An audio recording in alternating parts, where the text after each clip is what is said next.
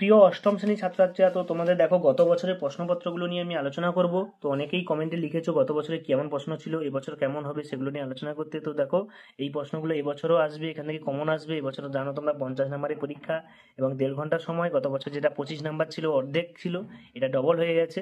তো দেখো প্রশ্নগুলো প্রায় সেম একই টাইপের থাকবে, তোমরা এগুলো দেখে পড়ে প্র্যাকটিস করতে পারো। তো দেখো একের দাগে দুটো এমসিকিউ প্রশ্ন। প্যারানা, প্যারাগুয়ে, উরুগুয়ে নদীর মিলিত প্রবাহের নাম কি? কিউমুলোনিম্বাস, কিউমুলাস এবং লিমোট্রেটাস মেঘের অপর নাম বজ্রমেঘ। কোন মেঘের অপর নাম বজ্রমেঘ সেটা লিখতে হবে। উত্তর আমেরিকার কোন তৃণভূমি পৃথিবীকে রুটির ঝুড়ি বলা হয়? ঠিক আছে। তারপরে বৃষ্টিপাত পরিমাপ যন্ত্রের নাম, এটা রেন গজ, তোমরা প্রত্যেকে জানো। উত্তর আমেরিকার সর্বোচ্চ সিংহের নাম কি? শুদ্ধ অশুদ্ধ লিখতে হবে ম্যাককিনলে। এবং জলবিষুব মহাবিষুবের চাপগুলো 5 থেকে 10 ডিগ্রি উত্তর অক্ষরেখার পর্যন্ত সরে যায়। এটা সত্য মিথ্যা তোমাদেরকে লিখতে হবে। এরপর 2 নম্বর পেজে চলে যায়। এখানে উপনিজ এবং পাশাপাশি বেশি মিলাতে হবে। পেঁচা তুলোর মতো মেঘ আকাশে ঢাকা উপনিচে লিখতে হবে এবং পাশাপাশি লিখতে হবে নিরক্ষাঞ্চলে দুপুরে পরে যে বৃষ্টিপাত হয় তার নাম কি? ঠিক আছে, এটা নিরক্ষীয় যে বৃষ্টিপাত হয় দুপুরের পরে তার নাম কি? এরপরে দেখো আমি দক্ষিণ আমেরিকার নদী, আমার উৎস পামিরা পর্বত, আমার উপর পৃথিবীর উচ্চতম জলপ্রপাত, ঠিক আছে, রয়েছে, সেই আমি কি? ঠিক আছে, এখানে দেখবে অ্যাঞ্জেল হবে না ভিক্টোরিয়া জলপ্রপাত, যেটা হবে সেটা তোমরা লিখবে। এরপরে দেখো আমাদের দিয়েছে ক স্তম্ভস্তম্ভে খ স্তম্ভ মিলল। লোমযুক্ত পশুর চামড়াকে ফার শিল্প বলা হয়। পৃথিবীর বৃহত্তম নিকেল খনি আছে সার্বিরি। এটা তোমরা ভালো করে করবে এখান থেকে। এরপরে দেখো 2 নম্বরে 4টে প্রশ্ন করতে বলেছে, দিয়েছে এখানে প্রত্যেকটার সঙ্গে অথবা দিয়েছে, তো তোমাদের খুবই ইজি লাগবে।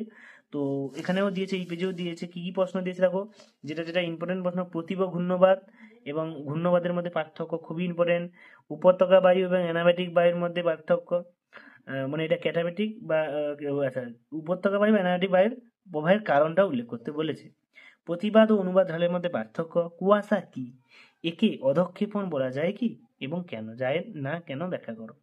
দক্ষিণ আমেরিকার পম্পাস অঞ্চলে পশুপালন জনপ্রিয় হওয়ার কারণগুলি উল্লেখ করে। এখানে যেহেতু 2 নম্বরে 3টে কারণ দিলে হয়ে যাবে। দক্ষিণ আমেরিকার সাভানা জলবায়ু ও স্বাভাবিক উদ্ভিদের বৈশিষ্ট্য সম্পর্কে আলোচনা করো। তারপরে এই পেজে কি দিয়েছে, উত্তর আমেরিকা হ্রদ অঞ্চলে শিল্প উন্নতির কারণ, এটা খুবই ইম্পর্টেন্ট, প্রতি বছর বারবার পরীক্ষা এটা দেয়। কানাডার শিল অঞ্চলে কাঠ এবং কাগজ শিল্প উন্নত কেন, সেটাও তোমাদেরকে ব্যাখ্যা করতে হবে। এরপরে আমরা লং কোশ্চেনে চলে আসি। লং কোশ্চেন কি বলেছে দেখো, ঘূর্ণবৃষ্টি বলতে কি? নাতিশীতোষ্ণ মণ্ডল ও ক্রান্তীয় অঞ্চলে ঘূর্ণবৃষ্টির তফাৎ কি? আন্তঃক্রান্তীয় অভিসরণ অঞ্চল বা আইটিসিজেড কি? আয়নবায়ুকে বাণিজ্য বায়ু বলে কেন? তারপর বলছে উত্তর আমেরিকার জলবায়ু বৈচিত্র্যের প্রধান 3টি কারণ বিবৃত করো এবং দক্ষিণ আমেরিকার সেলভা তৃণভূমির বৈশিষ্ট্য ও স্বাভাবিক উদ্ভিদ ও প্রাণীর নাম উল্লেখ করো। ঠিক আছে, এই হচ্ছে তোমাদের টোটাল ভূগোলের প্রশ্নপত্র। তো এই প্রশ্নপত্রগুলো তোমরা পরীক্ষা দাও, এখানে অথবা অনেক প্রশ্ন আছে, এখান থেকে তোমরা 50 নম্বরে অনেক প্রশ্ন কমন পাবে। তো যাদের স্কুলে সংস্থার প্রশ্নপত্রের পরীক্ষা এবং হাতে পরীক্ষা হয়, তো তারাও ভালো করে প্র্যাকটিস করে রাখতে পারো। দেখা যাচ্ছে পরের ভিডিওতে পরের প্রশ্নপত্র নিয়ে আলোচনা করা হবে।